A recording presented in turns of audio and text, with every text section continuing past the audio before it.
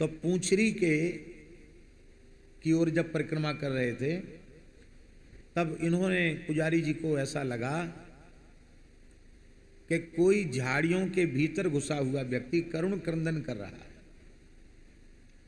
तो देखे बहुत जैसे तैसे वो ऐसी जगह पर वो पड़े थे बाबा जहां किसी का पहुंचना बड़ा कठिन था, पर जैसे तैसे झाड़ियों के नीचे नीचे खिसक खिसक के वहां तक पहुंचे तो देखा कि एक महात्मा मूर्छित अवस्था में पड़े हैं। कभी रोते हैं, कभी हंसते हैं, कभी चीखते हैं, कभी चिल्लाते हैं। अष्ट सात्विक भाव एक साथ उनके श्रीअंग में प्रकट हैं और वे बाह्य चेतना से शून्य हैं। तो पुजारी जी भी कोई सामान्य कोटि के साधक तो थे नहीं, वे समझ गए कि ये कोई सामान्य महापुरुष नहीं है। फिर वे बाबा को कीर्तन करके होश में लाए, फिर बाबा को महाराज जी के पास ले आए, भक्तमाली जी के पास। तब से लेकर और संभवतः 1992 में उनका शरीर पूरा हुआ, तब तक महाराज जी को उनकी सन्निधि मिली रही। महाराज जी उनके प्रति गुरुभाव रखते थे। महाराज जी कहते थे कि चैतन्य महाप्रभु के प्रेम के लक्षण हमने उनके श्रीअंग में प्रकट देखे। बहुत विलक्षण जीवन है उनका, हमको भी उनकी सन्निधि लंबे समय तक प्राप्त करने का सौभाग्य। अब इतने से ही आप अनुभव कर लो वो कैसे महात्मा थे। वो एक ही आसन पे सोते थे, हम और वो, क्योंकि उनको महाराज जी की सन्निधि बहुत प्रिय थी। अब वो जगह इतनी सी, अब उसी में हमारा आसन, तो वहीं आके पड़ जाते थे वो। तो रात को अब हम कहाँ जाएं, अपनी जगह छोड़ के कहाँ जाएं, वहीं हम भी विश्राम करते। बाबा सोते बहुत कम थे, नाम जप करते रहते थे। लेट गए, कभी बैठ गए, कभी लेट गए, कभी ऐसे। वृद्ध तो थे ही। तो एक रात्रि जब वो बाबा ने वहां लेटना शुरू किया था तब की बात। तो एक रात्रि देखा कि एक बहुत विशाल काय हनुमान जी, स्वप्न में हमने देखा, बच्चे ही थे, एक बहुत विशाल काय हनुमान जी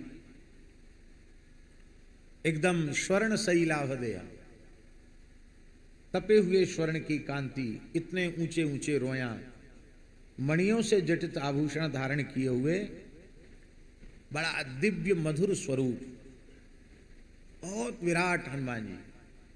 और वो कीर्तन कर रहे हैं, श्री राम जय राम जय जय राम, ये कीर्तन कर रहे हैं, नाच रहे हैं और कीर्तन कर रहे हैं।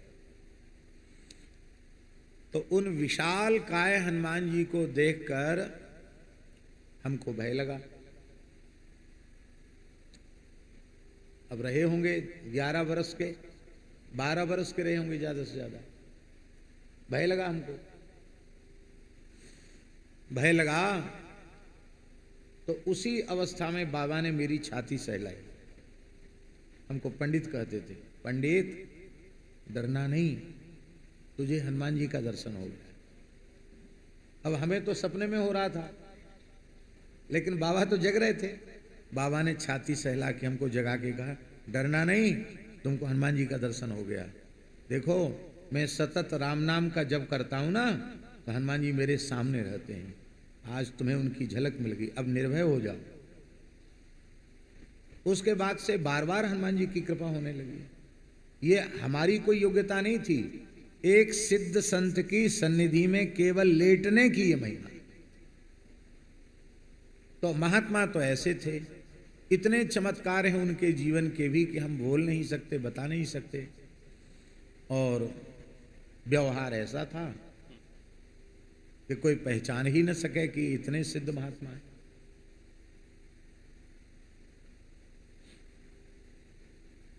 गाली देते थे,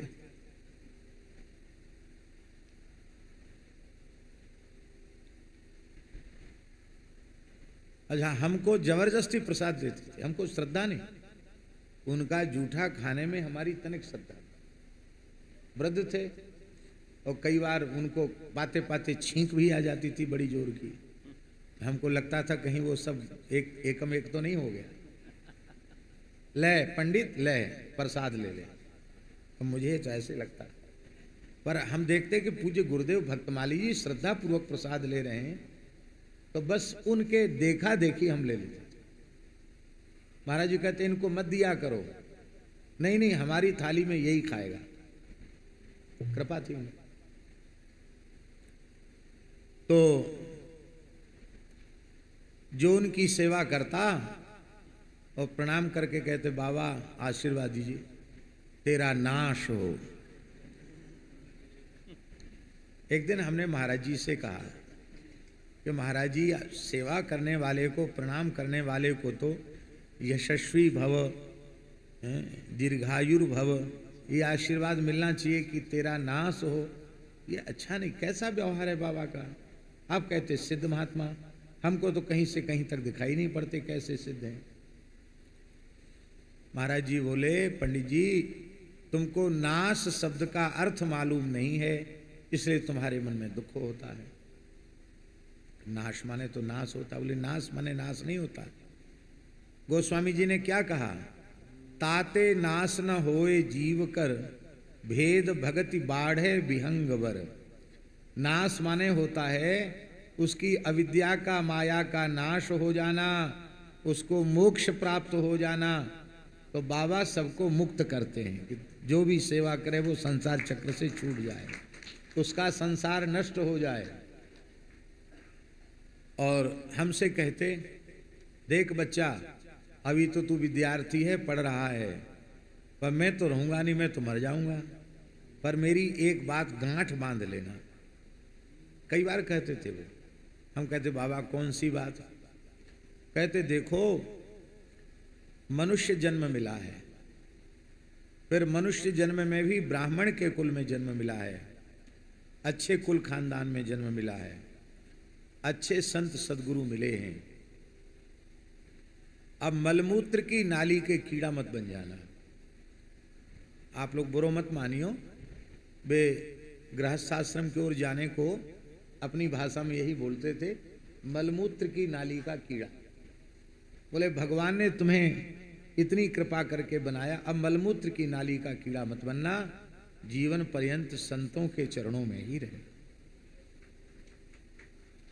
और हम समझते हैं उनके इस एक वाक्य ने ही हमारे मन की वृत्ति को संसार की ओर नहीं जाने दिया।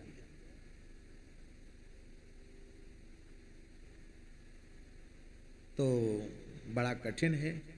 तो बाबा का जीवन चरित्र भी वैसे ही बड़ा अद्भुत जीवन चरित्र।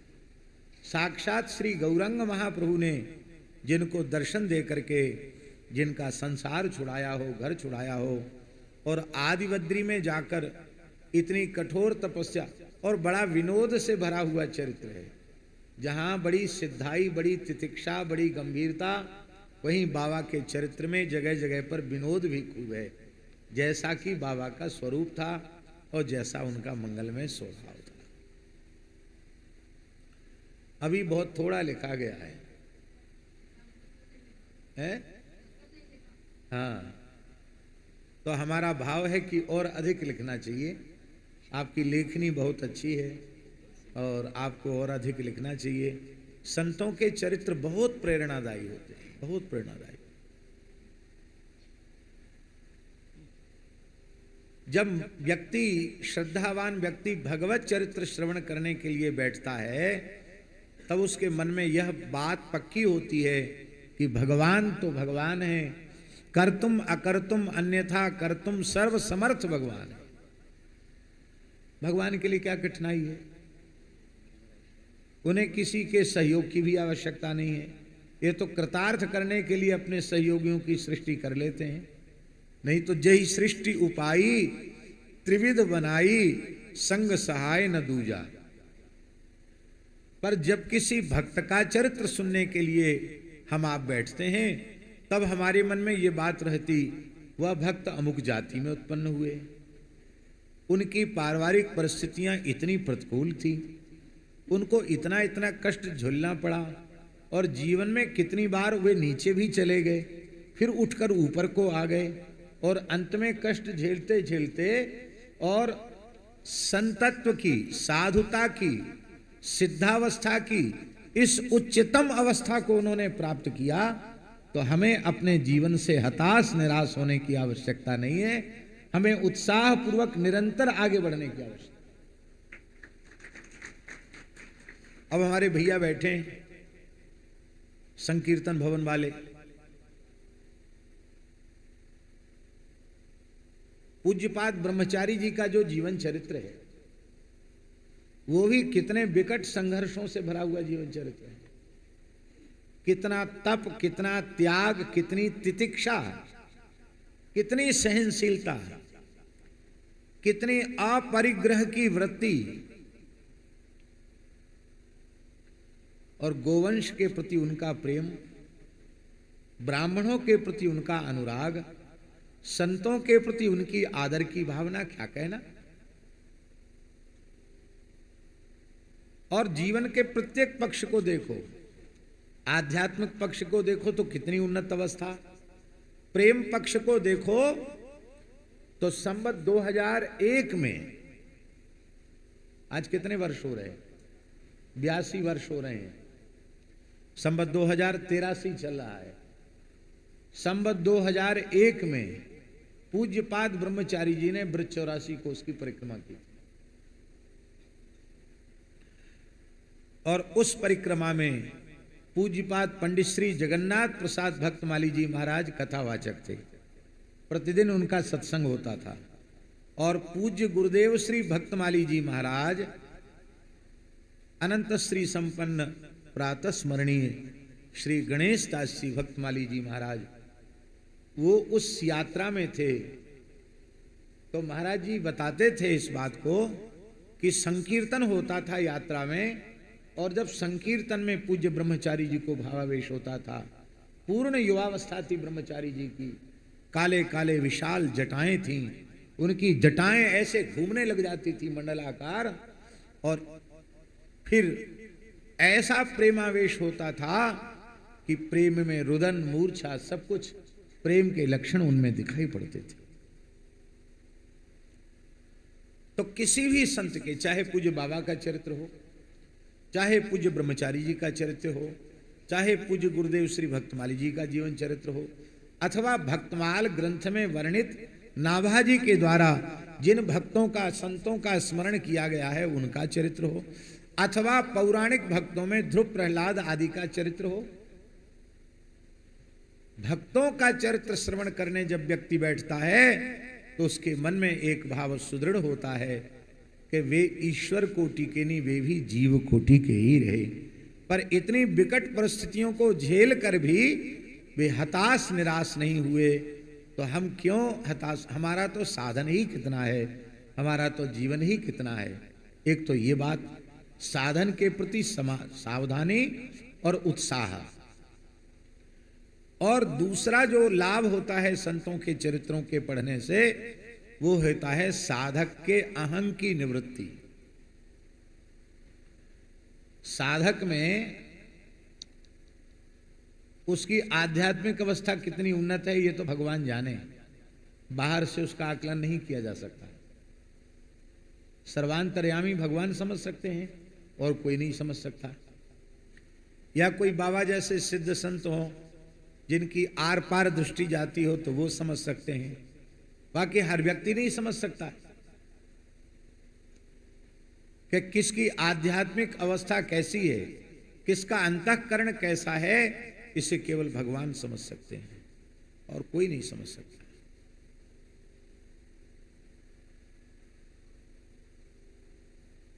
तो साधनावस्था कैसी है, अंतःकरण कैसा है, ये तो भगवान के ऊपर है, और उसकी ओर प्रायः साधक की स्वयं की भी दृष्टि नहीं जाती है। क्यों नहीं जाती है? क्योंकि भगवान ने आंख ही ऐसी बनाई है, आंख की कोर पर लगा हुआ काजल आंख को नहीं दिखाई पड़ता। आंख पर लोग काजल, हम लोग तो नहीं लगाते, बाबा जी लोग लगाएंगे तो लोग बड़ा बुरा मानेंगे, इस डर से शायद नहीं लगाते होंगे, हैं? तो लेकिन काजल आंख की कोर पर लगाया जाता है, तो आंख की कोर पर लगा हुआ काजल आंख को नहीं दिखाई पड़ता, और किसी के इतना सा काला तिल हो या धब्बा हो तो वो दिखाई पड़ता है। माने अपने अत्यंत निकट की कालिमा आंख को नहीं दिखाई पड़ती है, और दूर का छिद्र, दूसरे का दोष बहुत बड़े रूप में दिखाई पड़ता है, और उसकी वृत्ति होती है राई के समान दोष को भी, तिल के समान दोष को भी ताड़ बनाकर वह प्रस्तुत करता है। आत्मनिरीक्षण करना बहुत आवश्यक है और आत्मनिरीक्षण की सामर्थ्य संतों के चरित्रों के श्रवण से प्राप्त होती है।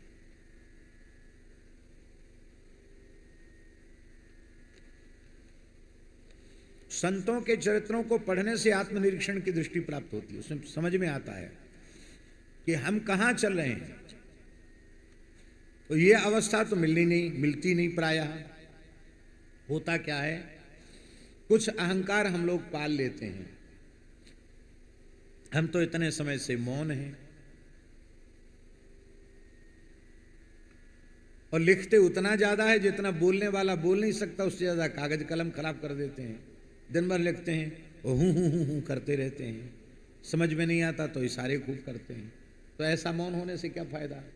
फिर भी हम अहंकार करते हैं कि हम तो 15 वर्ष से मौन हैं, हम तो 20 वर्ष से मौन हैं। गूंगा जीवन भर मौन रहता है, उसके मौन होने से क्या फायदा है।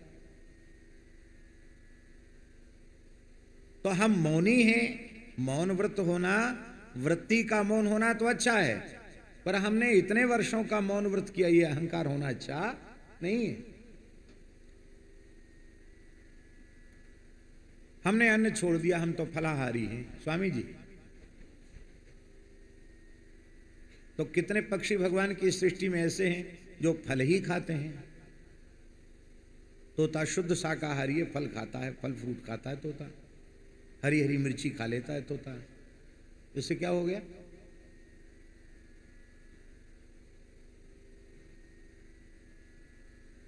कोई कहे हम जल पीते हैं, भगवान ने जलचर जीवों में कितने प्राणियों में इतनी शक्ति दी है, उनको कुछ भी खाने को न मिले तो जल पीकर जल में ही अपना आहार वे ग्रहण कर लेते।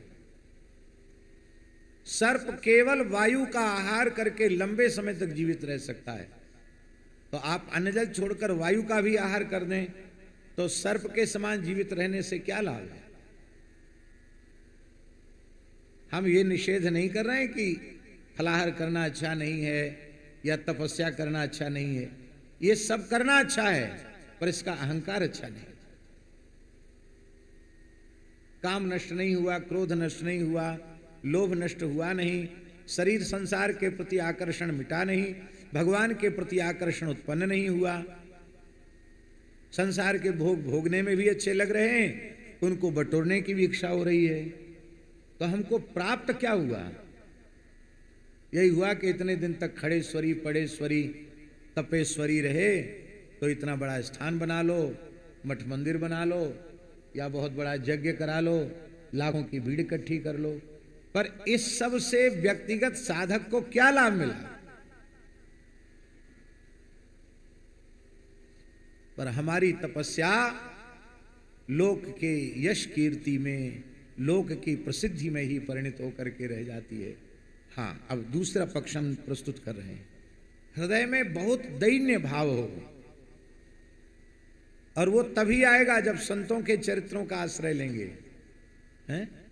अब कोई अहंकार करे कि मैं 1 लाख 2 लाख या 3 लाख भी नाम जप करता हूं, श्री नामाचार्य हरिदास ठाकुर का चरित्र जब वह सुनेगा और जब वह प्रामाणिक महापुरुषों की वाणी से सुनेगा कि 22 घंटे, कितने घंटे, कितने घंटे होते हैं कुल दिन रात में मिला के, 24 में 22 घंटे तक श्री नामाचार्य श्री हरिदास ठाकुर वे 22 घंटे तक एक आसन से बैठकर हरे कृष्ण कृष्ण कृष्ण हरे हरे, हरे राम राम राम हरे हरे, हरे कृष्ण कृष्ण कृष्ण हरे हरे, हरे राम राम राम हरे हरे, 22 घंटे तक कीर्तन करते। इसके बाद 2 घंटे में सब कुछ। आप चाहे जितनी माला फेरते हो, चाहे जितना कीर्तन करते हो, आपको अहंकार रहेगा? आपको रहेगा नहीं। हम कहां भजन कर सकते हैं। हाँ। अच्छा, एक बात है, भगवान के नाम को हम आप सब किस रूप में अनुभव करते हैं। जैसे संसार के नाम रूप प्राकृत हैं, क्या ऐसा भगवान का नाम रूप प्राकृत है? उत्तर दीजिए। जैसे संसार के नाम रूप प्राकृत हैं, माइक हैं, विनाशी हैं, क्या ऐसा भगवान का नाम रूप है? ये तो हम लोग स्वप्न में भी स्वीकार नहीं कर सकते। भगवान सच्चिदानंद स्वरूप हैं, इसलिए उनका नाम भी सच्चिदानंद स्वरूप है, उनका स्वरूप भी सच्चिदानंद स्वरूप है, उनकी लीला भी सच्चिदानंद स्वरूपणी है, उनका धाम भी सच्चिदानंद स्वरूप ही है। नाम और नामी में अभेद है, धाम और धामी में अभेद है, रूप और रूपी में अभेद है। यही तो विलक्षणता है। तो भगवान का नाम रूप लीला तो अप्राकृत है, और जिस नाम रूप लीला का हम स्मरण करते हैं या ज्ञान गान करते हैं, वो किसके द्वारा करते हैं? इस देह के द्वारा और इस देह की इंद्रियों के द्वारा। तो यह देह इंद्रिय आदि प्राकृत हैं कि अप्राकृत? ये प्राकृत हैं। तो हम पूछना ये चाहते हैं कि प्राकृत देहेंद्रिय आदि में अप्राकृत सच्चिदानंद स्वरूप भगवान के नाम रूप लेने की शक्ति है कहां? कोई माई का लाल एक भगवान का नाम नहीं ले सकता, न राम नाम ले सकता, न शिव नाम ले सकता, न हरि नाम ले सकता, न कृष्ण नाम ले सकता, कुछ नहीं ले सकता। एक नाम भी धोखे से प्रकट हो रहा है, वो अपने पुरुषार्थ से, अपने साधन से नहीं, वह केवल और केवल हरिगुरु संतों की अहेतु की कृपा से प्रकट हो रहा है। और जो वस्तु कृपा से प्रकट हो रही है, उस वस्तु को हमने अपना साधन मान लिया, उसे हमने अपना पुरुषार्थ मान लिया, हमारे में अहंकार आ गया। इसलिए भक्तों के चरित्रों के श्रवण के बिना भक्ति का स्वरूप दूर नहीं, अति दूर है। बाबा का मंगलमय चरित्र पढ़ करके हमें बड़ी प्रसन्नता हुई। ये सामने जी प्रत्यक्ष प्रमाण रूप में बैठी है। बाबा हरिद्वार गए, गंगा स्नान करेंगे, सोमवती अमावस्या थी, सोमवती अमावस्या थी, गंगा स्नान करेंगे, गंगा पूजन करेंगे, लाल जी के द्वारा गंगा पूजन कराएंगे। हरिद्वार पहुंच गए और वहां जब आपने पूछा, कहा गंगा पूजन करो, तो कहा लाल जी को करना है, कहा तू ही कर दे। आपको कहा, ये गंगा जी का पूजन करने लगी। तब तक इनको अनुभव हुआ कि एक बालक बिल्कुल, ये पूजन कर रहे हैं गंगा जी की, एक छोटा सा बालक बिल्कुल उनके पास खड़ा है, और उसको भी पंडा ने एक फूल हाथ में दे दिया, और फूल हाथ में देकर इनसे और ये कहा कि तुम्हारा और तुम्हारा लड़का है। अब जिसने बाल्यकाल से ही संसार का मुख न देखा हो, ऐसे भगवत प्राप्त सिद्ध संत की चरण शरण जिसे मिल गई हो, और जिनका जीवन अतिशय पवित्र रहा हो, उनको कोई ऐसा कह दे जिन्होंने गृहस्थाश्रम की ओर कभी मुख ही नहीं किया, उनको कोई कह दे कि तुम्हारा, हमसे ही कोई कह दे महाराज ये तो किसी भगत के बालक को गोद में ले लें वात्सल्य के कारण, तो कोई महाराज तुम्हारा लड़का है, तो बोलो कैसा लगेगा? हाँ, कहने वाले तो लोग कह देते महाराज किसका लड़का? बोले आपका है। आपका है तो ठीक है, अब हम ही ले जाते हैं उसको अपने यहाँ, तब पूरा पता चल जाएगा कि किसका लड़का है। अरे नहीं महाराज, ये तो कहने को कहा जाता है कि आपका है, तो आपको कह दिया पंडा ने ये तुम्हारा लड़का है। इन्होंने नाराज हुई, अच्छा नहीं लगा, हमारा लड़का कहाँ से आया? तब तक इनका ध्यान गया तो आपको ठाकुर जी की जो कंठी सूत्र है वो दिखाई पड़ा, और समझ में आया साक्षात श्री कृष्ण खड़े होकर गंगा पूजन कर रहे हैं। सामने जी प्रमाण रूप में बैठे हैं, जिनको भगवान के प्रत्यक्ष दर्शन हुए। हैं? हाँ, पकड़ लिया उनको, और जैसे पकड़ा वो भागे, तत्काल अंतर्धान हो गए। केवल आपको ही अनुभव नहीं हो, साथ में जो गए थे, साथ में जो लोग गए थे उनको भी श्री कृष्ण का प्रत्यक्ष दर्शन हो गया।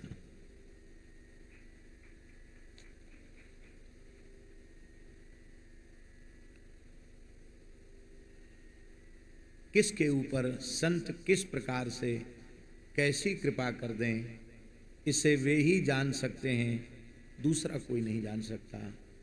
हम तो आज पहले तो बड़े क्षमा प्रार्थी हैं कि आप लोगों को आज ज़्यादा ही लंबी प्रतीक्षा करनी पड़ी।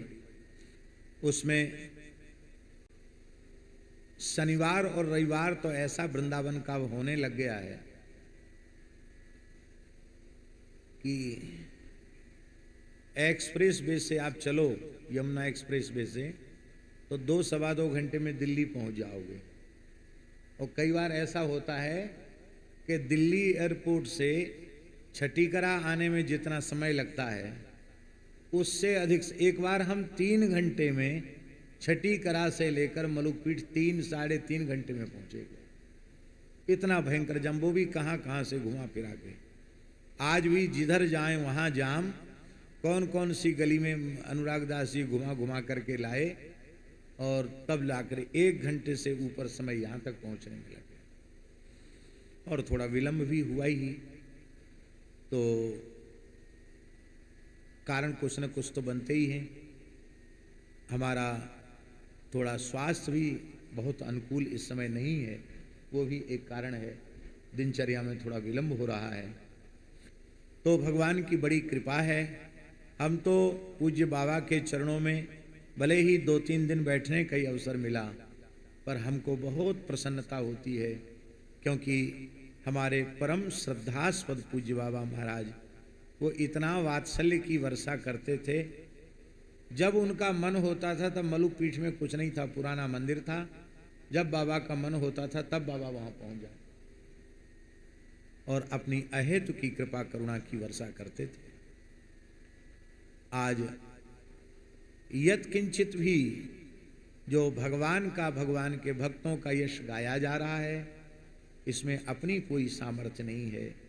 हरि गुरु संतों की अहेतु की कृपा से ही और भगवान का, भगवान के भक्तों का यश गाया जा रहा है।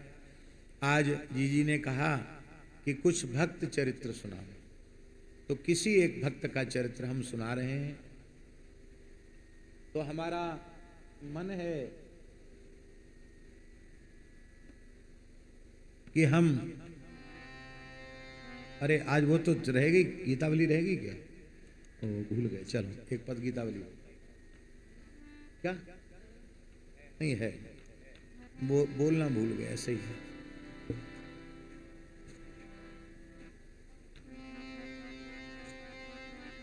अयोध्या कांड गीतावली पद संख्या 56 है, 55 है, ठीक।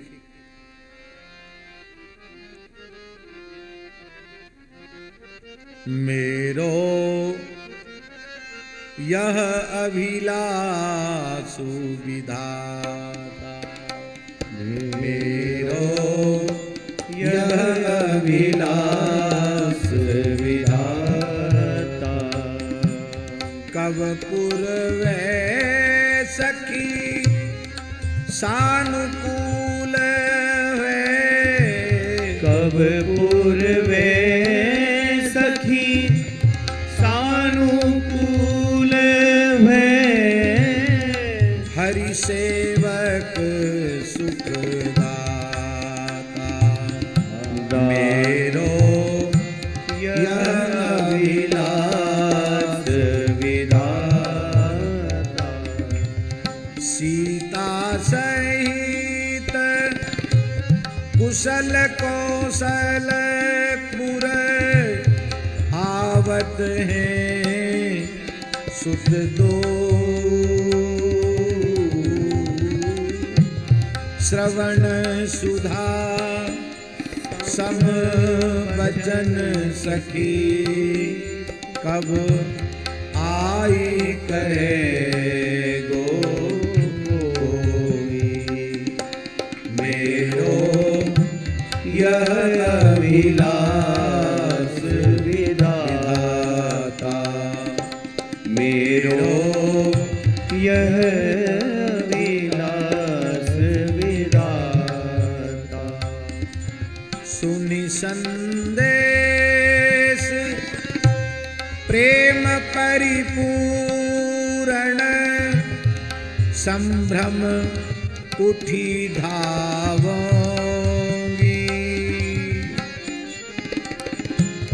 बदन बिलो की रोकी लोचन जल, हरसी हिये लावोंगी।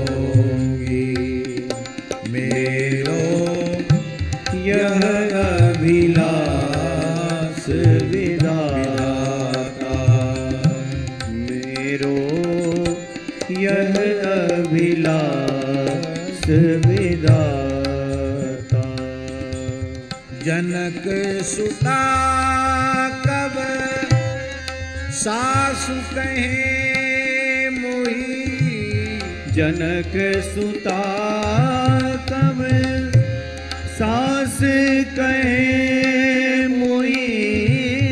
राम लखन कहे मैया, राम लखन कहे मैया। बाहु जोरी कब अजर चलेंगे, बाहु जोड़ी कब अजिर चलेंगे। श्याम गौर गो भैया, मेरो यह अभिलाष विधाता, मेरो यह अभिलाष विधाता।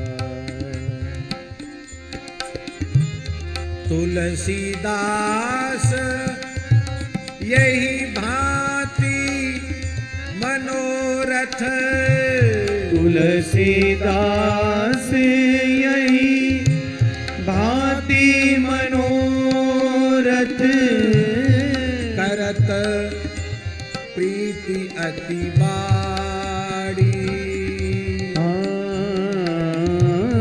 करत प्रीति अति बाड़ी। थकित भई पुर आने राम छवि, थकित भई